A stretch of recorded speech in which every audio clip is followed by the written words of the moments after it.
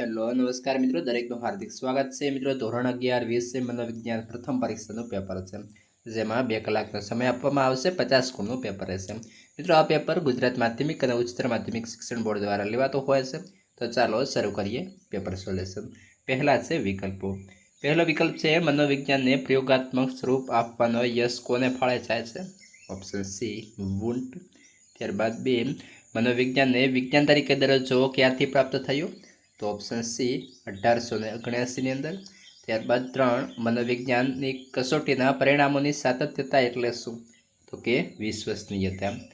4, રૂબરૂ મુલાકાત કઈ અભ્યાસ પદ્ધતિમાં લેવામાં આવે છે? તો મુલાકાત.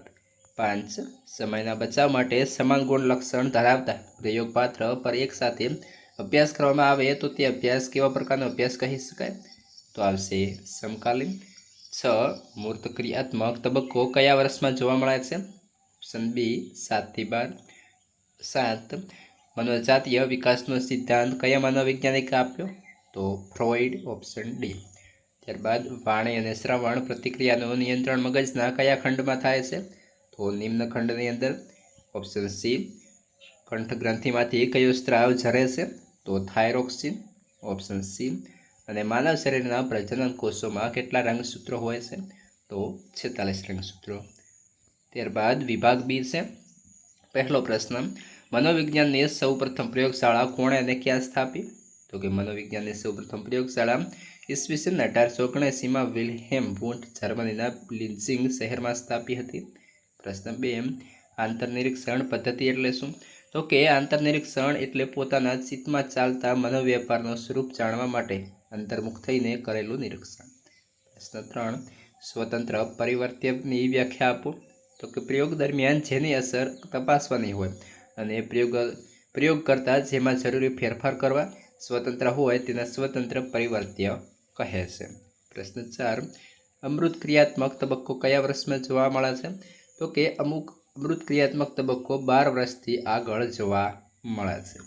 પ્રશ્ન 5, ડીએનએનું મુખ્ય કાર્ય શું છે? તો કે ડીએનએનું મુખ્ય કાર્ય પ્રોટીનનું ઉત્પાદન રાસાયણિક કરવાનું છે. ત્યારબાદ વિભાગ સી, દરેકના 2 ગુણ રહેશે એવા 5 પ્રશ્નો લખવાના થશે. પહેલો પ્રશ્ન છે, વર્તમાનવાદી અભિગમે શેનો વિરોધ કર્યો છે? તો કે વર્તમાનવાદી અભિગમે આંતરનિરીક્ષણ પદ્ધતિને અવૈજ્ઞાનિક ઠરાવીને તેનો જોરશોરથી વિરોધ કર્યો છે. પ્રશ્ન 2, સ્વાસ્થ્ય મનોવિજ્ઞાન શું કાર્ય કરે છે? તો કે સ્વાસ્થ્ય મનોવિજ્ઞાન વ્યક્તિના શારીરિક તેમજ માનસિક સ્વાસ્થ્ય જળવાય તે માટેના અભ્યાસ કરે છે. મનોવિજ્ઞાનનું આ ક્ષેત્ર માનસિક બાબતોથી શરીર પર થતી અસરોનો અભ્યાસ કરી મનોદૈહિક રોગોના કારણે નિદાન અને ઉપચારમાં રસ ધરાવે છે. વ્યક્તિ શારીરિક અને માનસિક રીતે તંદુરસ્ત જીવન કેવી રીતે જીવી શકે તે અંગેનું માર્ગદર્શન આપવાનું કાર્ય કરે છે. પ્રશ્ન 3, નિરીક્ષણ એટલે શું? તો કે સમાજની જીવંત પરિસ્થિતિઓમાંનું આંખો દ્વારા ક્રમિક હેતુપૂર્વક વૈજ્ઞાનિક રીતે નિરીક્ષણ કરતા દ્વારા પોતાની રીતે કરેલું વિશ્લેષણ. મારા દોસ્તો, આ વિડીયો નીચે જોશો તો તમારે ચેનલને સબસ્ક્રાઇબ કરી લેવાનો છે અને ત્યારબાદ કોમેન્ટના ઓપ્શનને આ રીતે સ્વાઇપ કરશો તો હાઇપનો ઓપ્શન આવશે, તે પર સિમ્પલી એક વખત ક્લિક કરશો તો જોવા મળશે નવું જ નજરાણું. ક્લિક કર્યા બાદ આ રીતના તમે જોવા મળશે અને આપણે જે છે હાઇપના પોઈન્ટ્સ છે એ ઉપર એક વખત મિત્રો સિમ્પલી ક્લિક આપી દેવાનો છે. એટલે નિરીક્ષણ. પ્રશ્ન 4, મુલાકાત પદ્ધતિની વ્યાખ્યા આપો. તો કે મુલાકાત એ સામાજિક આંતરક્રિયાની પ્રક્રિયા છે. મુલાકાત એક એવી નવી આંતરવૈયક્તિક પરિસ્થિતિ છે જેની મુલાકાતી સંશોધનને લગતા પ્રશ્નોના ઉત્તર આપે છે.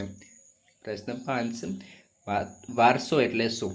તો કે માતા પિતા પાસેથી સંતાનોને 23 એમ રંગસૂત્રો મળે છે. દરેક રંગસૂત્રમાં અસંખ્ય જનીન તત્વો છે. જનીન તત્વો વારસાના વાહકો છે.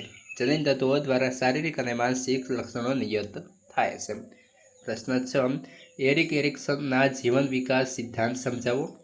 તો એરિક એરિક્સનનો જીવન વિકાસનો સિદ્ધાંત ફ્રોઇડમાં ખ્યાલ પર આધારિત છે. તેમણે જાતીયતાના કરતાં વ્યક્તિ અને સમાજ વચ્ચેની આંતરક્રિયાને વધારે મહત્વ આપ્યું છે. વ્યક્તિના વિકાસની પ્રક્રિયા સમગ્ર જીવનકાળ દરમિયાન ચાલે છે. એરિક્સને વ્યક્તિ જે સમાજમાં ઉછેર પામતો હોય, જે કંઈ શીખતો હોય અને સમાજને જે કંઈ પ્રદાન આપતો હોય તેવા સંબંધે વ્યક્તિની જરૂરિયાતોને સમજવાનું માટેનું માળખું સૂચવ્યું છે. પ્રશ્ન 7, જનીન તત્વોનું મહત્વ સમજાવો. તો કે દરેક રંગસૂત્રમાં હજારોની સંખ્યામાં વારસાગત લક્ષણોના નિયંત્રણો સંગ્રહિત થાય છે, જેને જનીન તત્વો કહે છે. જનીન તત્વોને શારીરિક અને માનસિક લક્ષણોના વારસાના વાહકો તરીકે ઓળખવામાં આવે છે. ચેતાતંત્રના વિકાસમાં જનીન તત્વોનો ફાળો અગત્યનો છે. પ્રશ્ન 8. મગજના મધ્યખંડનું કાર્ય સમજાવો. તો કે મધ્યખંડ મગજના વચ્ચેના ભાગમાં આવેલા છે. તે મગજમાં આવતા સંવેદિક સંદેશાઓનું નિયંત્રણ કરે છે. તેમાં આવેલા કારક અને પૂર્વકારક ક્ષેત્રો સ્નાયુવિક હલનચલનનું નિયંત્રણ કરે છે. ત્યારબાદ મિત્રો વિભાગ ડી છે. તો હવે જે આપણે મિત્રો લોંગ ક્વેશ્ચન હશે, તેથી આપણે તે ખાલી પ્રશ્નો જ કહીશું અને તેના જવાબ તમારા જે પીડીએફ છે એ ઉપલબ્ધ થશે. આ પીડીએફ ડાઉનલોડ કરવા માટે તમારે આ વિડીયોના ડિસ્ક્રિપ્શનમાં જવાનું થશે. ત્યાંથી લિંકના આધારે આ પીડીએફ પણ તમે ડાઉનલોડ કરી શકશો. વિભાગ ડી, તો કે દરેકના 3 ગુણ રહેશે એવા 5 પ્રશ્નો પૂછાશે. જેમાં પહેલો મોસ્ટ ઇમ્પોર્ટન્ટ પ્રશ્ન છે, મનોવૈજ્ઞાનિક પ્રાકૃતિક વિજ્ઞાન છે સમજાવો. ત્યારબાદ બીજા નંબરે છે, નીચેનું ચિત્ર જોઈ અને પ્રશ્નોના જવાબ આપો. પ્રશ્ન 3, પ્રયોગોના લક્ષણો જણાવો. ત્યારબાદ આગળનો જોઈએ પ્રશ્ન 4, મનોવૈજ્ઞાનિક કસોટીના લક્ષણો. મિત્રો જે મોસ્ટ ઇમ્પોર્ટન્ટ પ્રશ્નો હતા એ આપણે લીધેલા છે. પ્રશ્ન 5 છે, સામાજિક આવેગિક પ્રક્રિયાઓ. પ્રશ્ન 6, દુર્ગાનંદ સિંહાનું પ્રતિમાન. પ્રશ્ન 7, સીમાવર્તી તંત્ર. પ્રશ્ન 8, માનવ ઉત્ક્રાંતિના સીમાસ્તંભો. ત્યારબાદ વિભાગ ઈ, જેમાં દરેકના 4 ગુણ છે. કોઈ પણ 2 પ્રશ્નો લખવાના થશે. તો જોઈએ પહેલો પ્રશ્ન છે, બોધાત્મક અને સામાજિક સાંસ્કૃતિક અભિગમની ચર્ચા કરો. બીજો પ્રશ્ન છે જે ફકરાને આધારે આપણે જવાબ આપવાના થશે. ત્રીજો છે, જીન પિયાજેના બોધાત્મક વિકાસના તબક્કાઓ સમજાવો. ત્યારબાદ આગળ જોઈએ.